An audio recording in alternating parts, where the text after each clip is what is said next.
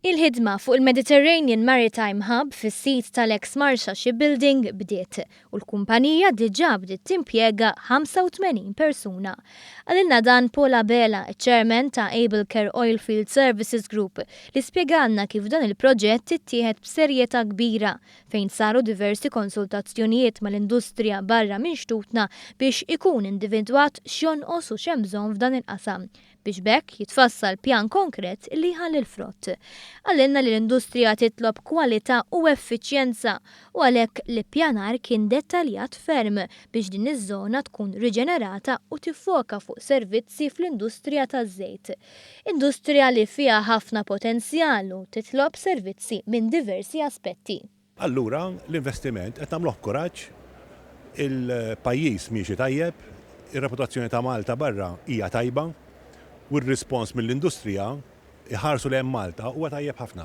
Saħaq li fil-proċess twil biex waslu sawn il-gvern kien ġust, trasparenti u kooperattiv. Kellna challenges kbar, imma challenges fuq il-prodott, fuq il-viżjoni u x'ħanamlu u fuq xejn iżjed, kif se jkun suċċess il-Mediterranean Maritime Hub. Il-kap eżekuttiv tal-Mediterranean Maritime Hub huwa Stephen Colville, persuna b'esperjenza dinjija fis-settur. Fil-fatt fost l-oħrajn kien President u kap eżekuttiv tal-International Association of Drilling Contractors. Tenna li l-isfidi li s-settur qed jaffaċċja bħalissa joffru l-opportunità u l-ħtieġa ta' titjib fl-effiċjenza, effettività u attenzjoni fin-nefqa.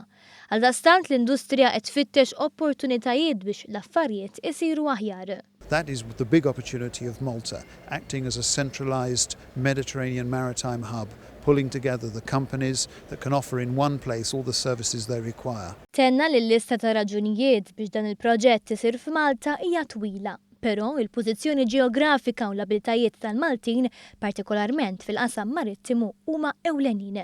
Staqsejnieh mill-esperjenza tiegħu jekk jemminx li hawn il-kwalità meħtieġa biex dan il-proġett ikun suċċess. Oh, most definitely. I mean, in terms of the people involved in it already, they are of the highest caliber. The Maritime Hub now has a training academy, and that has been put together by some of the finest people in the industry with experience of training, and that is going to be emblematic of the rest of what the work is done on this site, pulling together the best people with the best experience internationally to make this truly an international and global hub.